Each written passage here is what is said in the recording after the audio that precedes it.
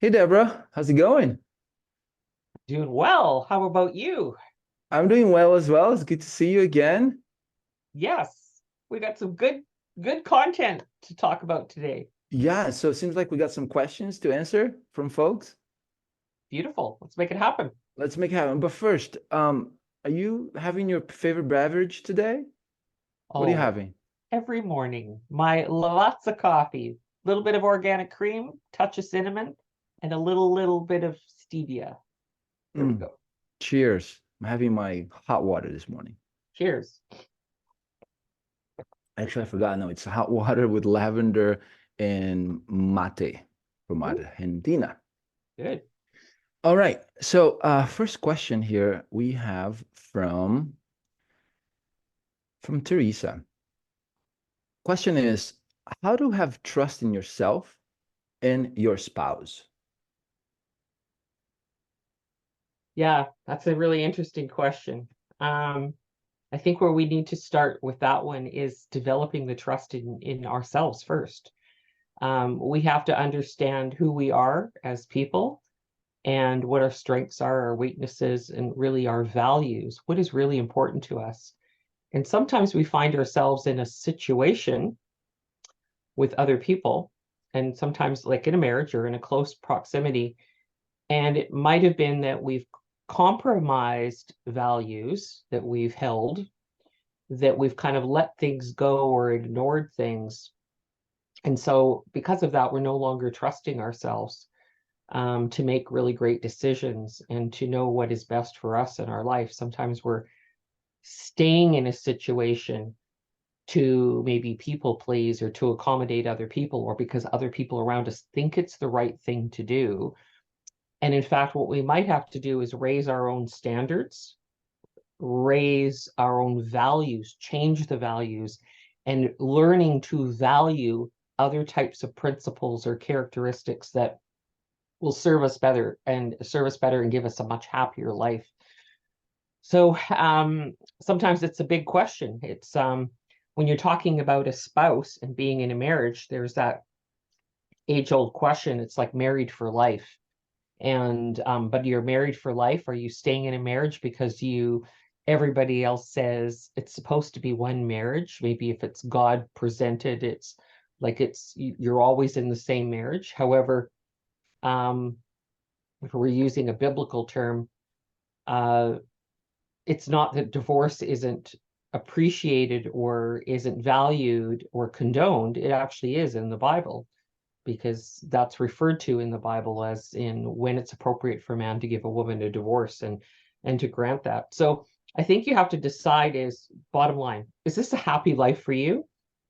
And are you making decisions that are compromising your trust in yourself? The issue of trust with another person is a whole different issue, but we could talk about that in a moment. But let's talk about, I want to hear your point of view on this, Fernando, about trusting Mhm. yourself. Yeah, absolutely. Similarly to what you said, there's a book called The Four Agreements. Right. And in that book, there is one sentence on the subject. And I'm still looking forward to the day where, someone that has read that book will bring it up because it's not about the four agreements. And it says that you don't actually need to trust others. You need to trust yourself to make good decisions. Right. Absolutely. You need to trust yourself to make good decisions.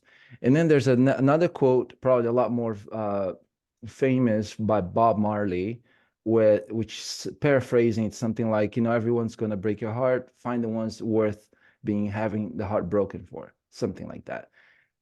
But it's a little bit dramatic, but it's a little poetic and like, that's so romantic and red wine type of vibe. I think the truth of the matter is it starts with what you were also speaking to secondarily, which is raise your values or raise your standards to one that you have healthy boundaries with yourself. See, however people treat us is how we train them to treat us. Absolutely. So we are always training people to treat us in certain ways. And if we want to have, better treatment, we start with self. That's why, some of the first things I do when people come to my workshops is the relationship agreement with self, needs, wants, and boundaries. And once you have your needs met, your wants gifted to you, and your boundaries respected, then others will start seeing you differently because you are different. You're not the same. So we'll keep this short because we have other questions. But did you have anything to add to that? Yeah, and I loved what you had to say about the boundaries. So this comes back to that age-old question of what are you going to continue to tolerate? Mm. And nothing will change until you decide that what is happening around you, the dynamics of what are happening with you and a spouse or in other relationships, if you can no longer tolerate what's happening, or you choose not to tolerate it, that's the point when things are going to start to change for you. And so, and that does address it. It's related very much with the whole boundary issue of knowing enough is enough. These are my standards. And so when it comes to trusting yourself and a partner, we can have really high expectations of what we want in a marriage. But the whole idea is to lower your expectations and raise your standards. Mm. Because if you have very high expectations of another person, you're going to set yourself up for disappointment. If you're going to have high expectations for a certain type of an outcome, you're going to be disappointed. Lower the expectations and raise your standards. And then you get to choose the kind of life that you want to create and who you want in that life. And if you don't like what's happening with the relationship and it's gone on for years, a lot of that is, again, boundaries and tolerance. How long are you going to tolerate it to go on? If you don't like what's happening and it's been going on for years, then you get to make the choice of whether or not you want to change that or not. Wow, fantastic. Can we get a t-shirt with that on? Like Yeah. that is just so good. I never heard that before. That's fantastic. We need to have that. It reminds me of like, replace expectation with appreciation. But I think yours is better. We need to have yours on t-shirts and send to, all the clients. Although Uh, appreciation is really good to say this is what I appreciate about the person, and then you got to be realistic. What don't I appreciate about this person that is creating some angst for me? So True. that proximity, that circle, the 5 people that are closest to us are, that's really an important part. So relationships are not perfect, but you have to decide what's right for you as an individual. What do you want to experience for the rest of your life? Those are important questions to ask. Yeah, very important. I love this, Deborah. All right, ready for the next question? Yes, definitely. All right. So next question is from Linda. Um, how to break free from codependency? Yeah, great question. If you marry young and you haven't actually had a chance to live on your own for a period of time and to do things independently, and to make decisions independent of another person, that becomes a problem when you move from for example, a parent's home into the matrimonial home. So there's no question. I mean, listen, I've been with my husband for over 31 years. So there's a trade-off in a marriage in the sense that he's doing certain things regularly, I'm doing certain things regularly.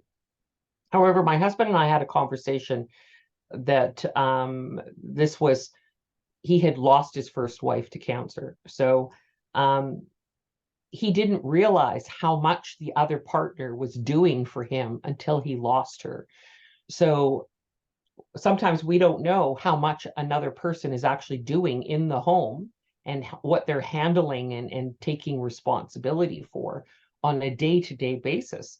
So when we suddenly find ourselves alone, we're thinking, this is overwhelming. How do I handle this? And I'm trying to remember if, because I've been on a few different conversations, Fernando. I'm trying to remember if our last conversation I talked about, a one couple that my parents knew. He had passed away. They'd been married for like 50 plus years. Well, she didn't know how to drive, and she didn't know actually, he did all the banking. She didn't even know how to write a check. She didn't know anything about the banking. So my mom had to take her for driving lessons, Mhm. get her a driver's license, and had to show her how the whole banking system worked in terms of writing checks and balancing checkbooks and managing the accounts.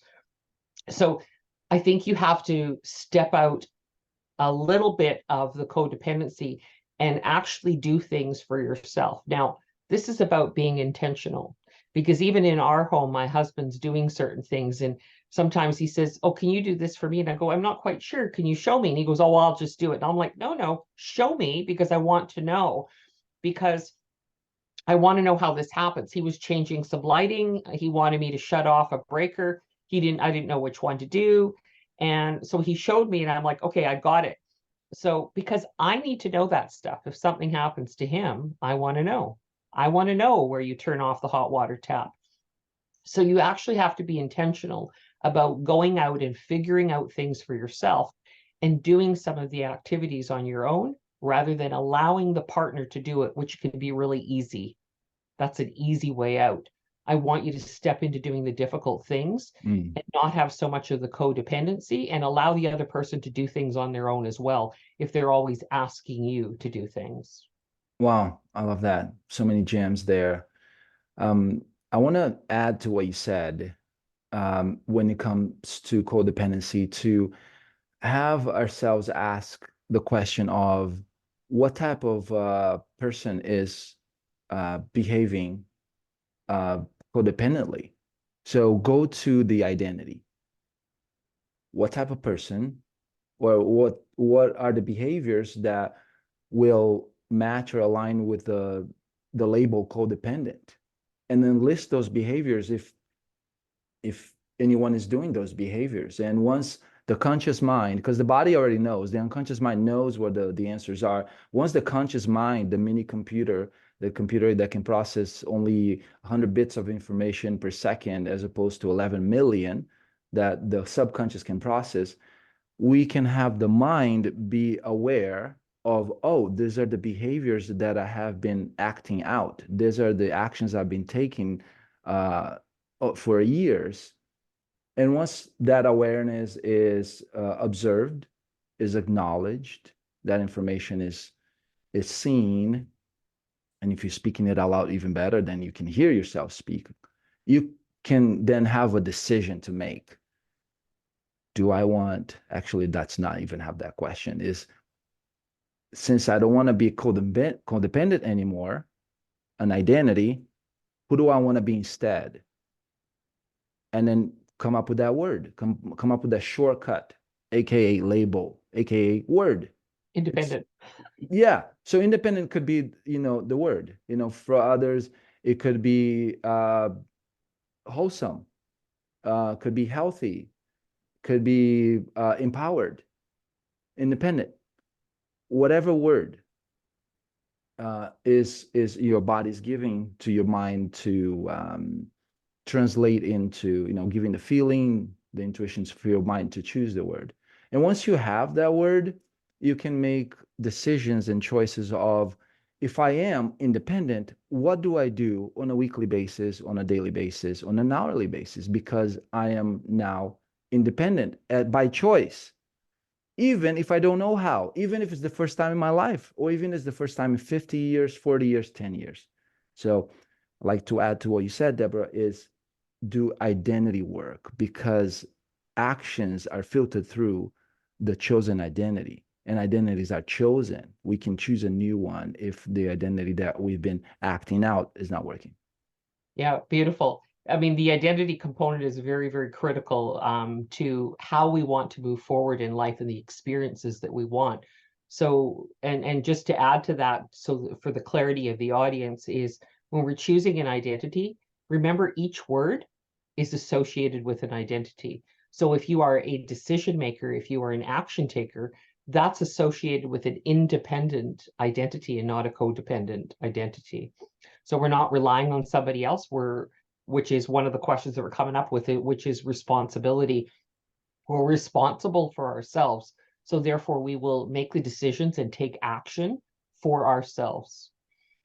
Fantastic. I love that. Yeah, you touching on personalities there, which perhaps in the next um, conversation, someone can ask, hey, so what are the personality types? Well, how can I use personality types for my personal development? So if anyone listening, watching are curious, please ask us and we'll cover it. Beautiful.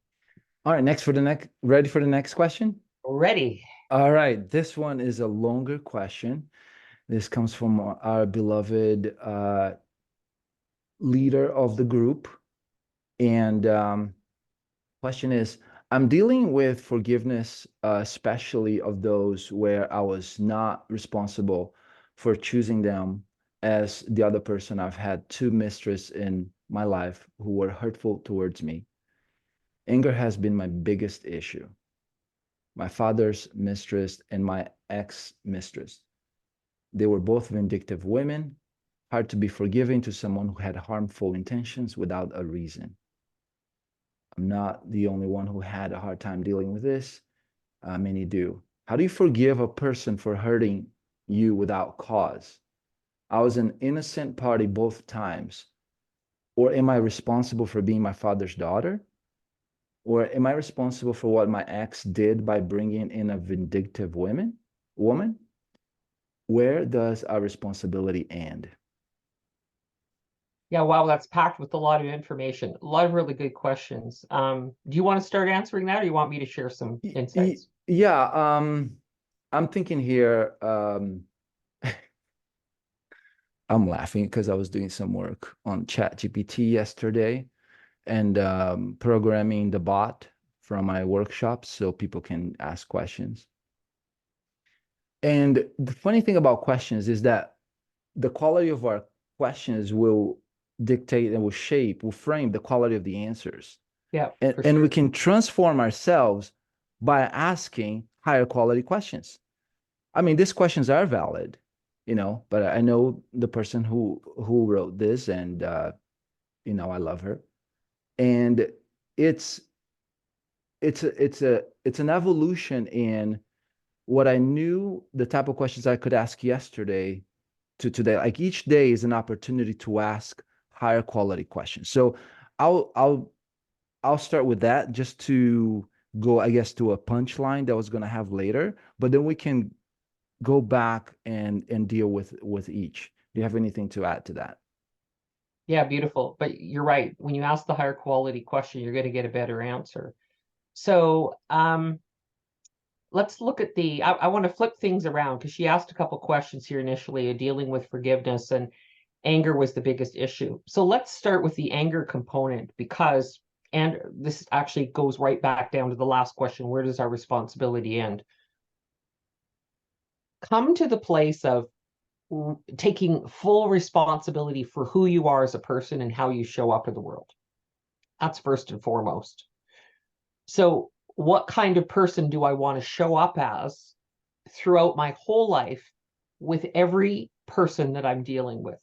That's drilling down into the real essence of who you are as a person. Start with the responsibility. It never ends. As long as you are breathing air, you are responsible for yourself. Come to that realization. From there, now we can address how the things that you are interpreting or perceiving as being unpleasant that are causing anger inside of you. And so if you make a decision to focus on the past things constantly, not staying present in the moment, which might be quite pleasant and happy, in fact, in the moment, but when you're constantly regurgitating past memories and issues, those stories in your head are bringing up over and over and over again the feelings of anger and sadness and all that despair. That's going to perpetuate as a habit. You're going to build the neural pathways in the brain to constantly be triggered and experiencing anger. So we must learn to address the anger issues first. And one of those things is the past is the past. I cannot change it. I cannot go back. I cannot alter it. It is what it is. It's gone. It no longer exists in reality. The past is finished. So now we have to just go, it is what it is. We accept. So it's happened, But now from this moment forward, going into the future, I have an opportunity to create new experiences for myself, to perceive things differently. I'm still taking responsibility, but can I perhaps accept what's happened and move forward and go, and extracting the lessons? What are the lessons that I've learned out of that? What do I no longer want to experience? What do I no longer want to have as part of my life? And so, listen, the reality is there are people that will intentionally hurt others without cause because they are angry, bitter human beings. They're either doing it intentionally because they're just hurtful individuals that are so filled with hate for other human beings. There are those types of people in the world. They exist. We see them all the time, and we're seeing them in the news. As far as from a war-related perspective, we see them every day with shootings and killings, and the idea is it's part of life. Now we need to be more cautious and a little bit more perceptive about who we want in our circle and the kind of life that we want to build.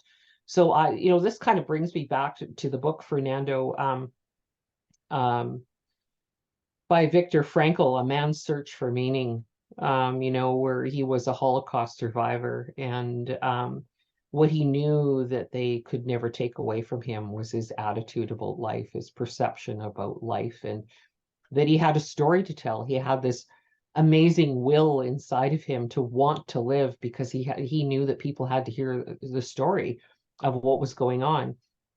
And so that is a really powerful book, by the way, to read for anybody that is in any kind of a difficult situation, a traumatic, toxic situation. That book has massive revelation in it that will help you see things with a completely different perspective. So the acceptance of a situation, focusing on the present moment to the future of what you can create. And then a lot of it is the anger issues, because you might very well be angry at another human being, but really what it boils down to is it's something that you either did or did not do. It's something that you tolerated or did not tolerate. It's something that you accepted or did not accept. The questions can go on there, but it's within yourself. So you experienced something that compromised your values. You have different values than another human being. And because there's different values, we have this conflict, because those individuals that were vindictive are not like you, that are loving, caring, generous, compassionate human beings. So now we get, again, a choice. We get to spend how much time are we going to put focusing on the incidents that happened in the past, or are we going to focus on the things that bring us joy and great gratitude and experiences of love in our life? It's really where you're putting your focus and your attention mentally is what's creating the anger and the angst inside of you. Change your thoughts, what you're focusing on. Your anger will begin to dispel. And part of it, one of the questions is, what did I learn from that situation? What do I not want to experience in my life? So when you ask more powerful questions, you will have a different experience and appreciation for the past event, and you can start changing the narrative, the story about that event. Fantastic. So many gems there. What I'd like to add is I want to ask folks here, do you want to process the emotions, the anger, or the forgiveness, or do you want to get to the other side without processing? So the question is, do you want to process the healing, or you just want to get to the other side without processing? And you can do by either. So for instance, I'll give you an examples of, if you want to process, is to write a letter to the person that hurt you. Write a letter to the person that hurt you, and then have someone sit in front of you and role play being that person as you read that letter. And you're not only going to read that letter once, you're going to read that letter for like an entire hour, over and over and over. Something magical will happen if you do the exercise. I'm not going to say what it is. So that's one. Okay, write the letter, read it, and have a friend sit role play as that person. And that person that's, getting those words that you're writing, um, all they need to do is sit in front of you, maybe not directly in front, a little bit like 45-degree angle, so they're not receiving all that stuff that you're saying to them directly, it's indirectly. And all they're doing, let me actually bring the camera here so see if we can, okay. So they're doing this with their hands and they're just receiving. They're just receiving the stuff. And once you're done with the letter, each time they do this. Thank you. And they do this motion here. It's like they're throwing behind their back. And then you can start again. So that's one type of process. Another one is if you want to hear an apology from someone that hurt you and that person never did, write an apology letter that you wish that person would have said and give to a friend to pose to role play being that person and have the person read that apology letter if you feel like I need to hear it, I need to see as if it as a process. So those are two of if you want to process something. If you don't want to process it, if you want to go to the other side, then do the identity. Who was I being up to a moment ago? Looking towards the past more than looking towards the future. What are the qualities of that old self? List them. Who do I want to be instead?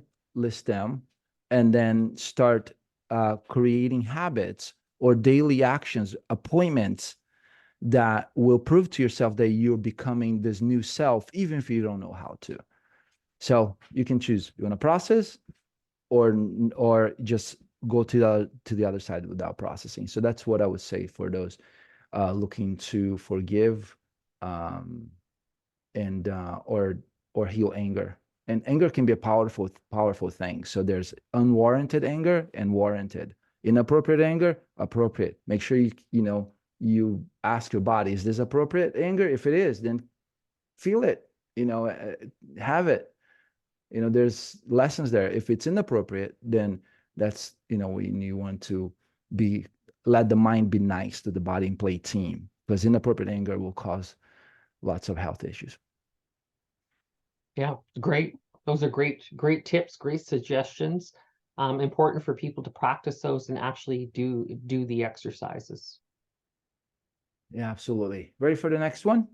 Absolutely. Yep. I think it might be the last one. Yes, I think it is. All right, so this one comes from Cheryl. I struggle beyond words with forgiveness and moving on after 40 years of infidelity.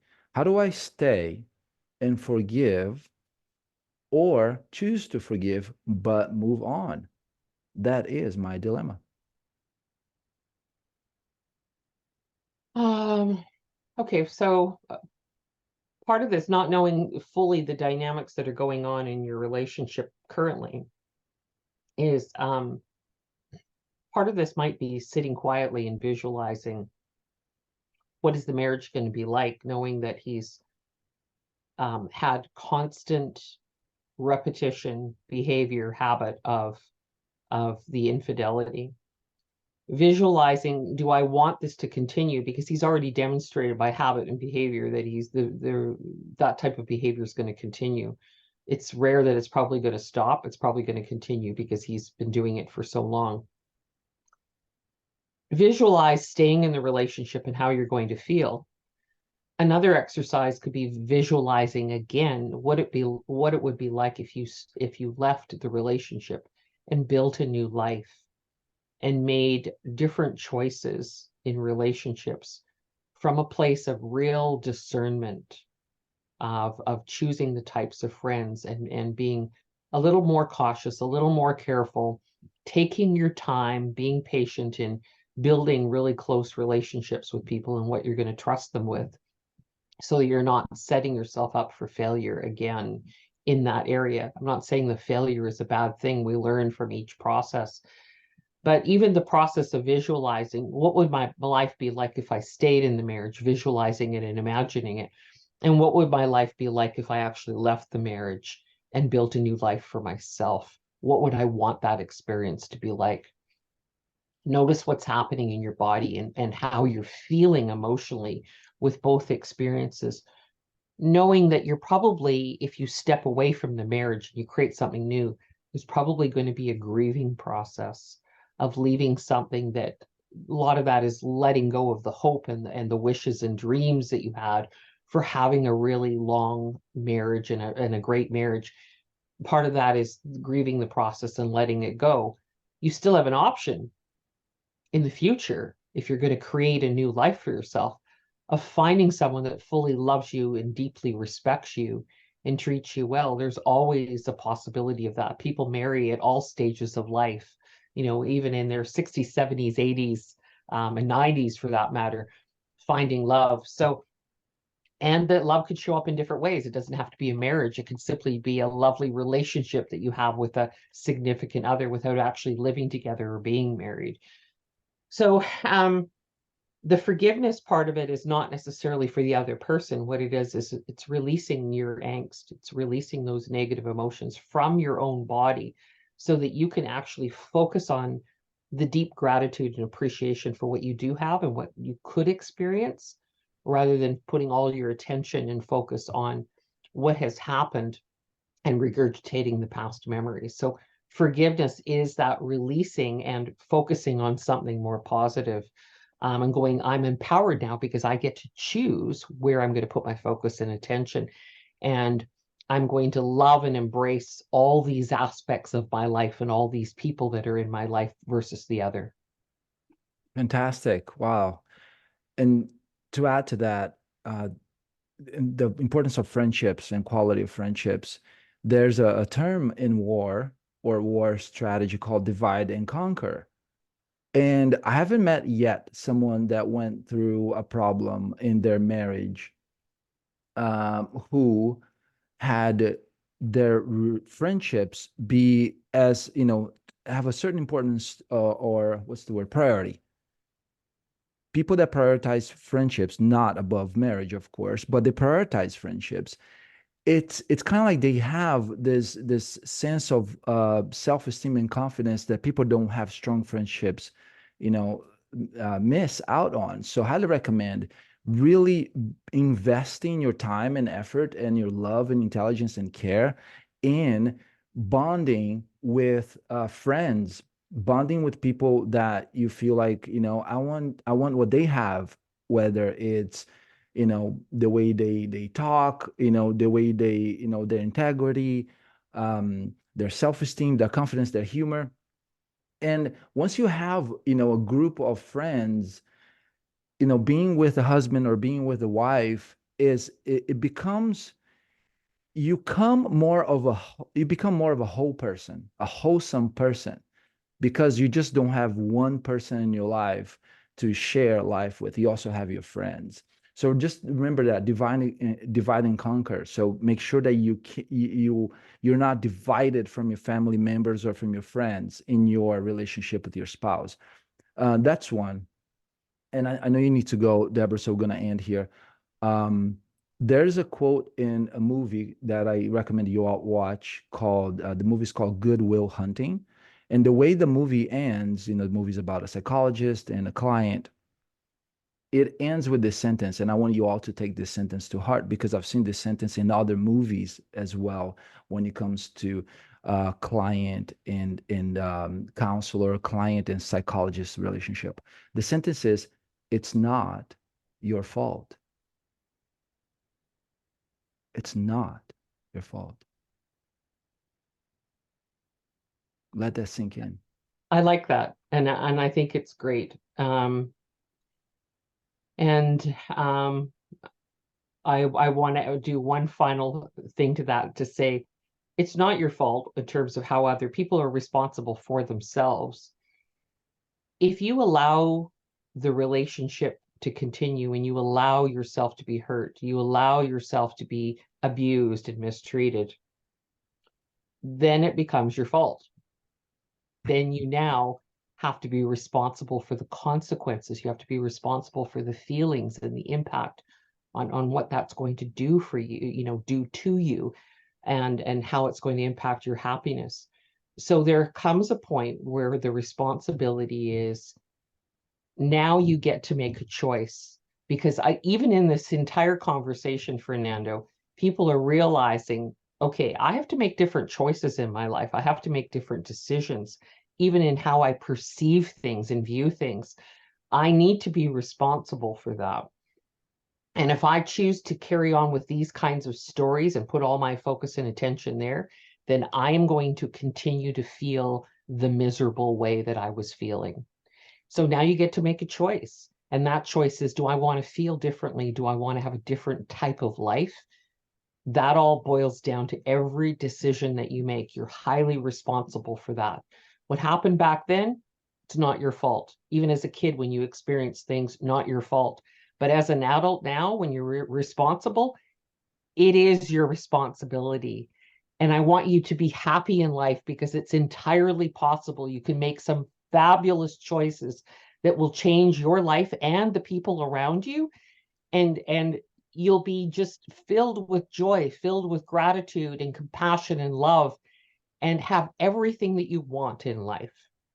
But it all starts with you making that choice and decision. Mm. Wow, way to bring it home. Way to bring it home. Thank you, Deborah. Thank you so much for your time. I know you need to go. Everyone watching, listening, reach out to Deborah. She'll help you out. All right. Have Thanks, an amazing Fernando. day. Thank you, Deborah. Goodbye, everyone. See you soon.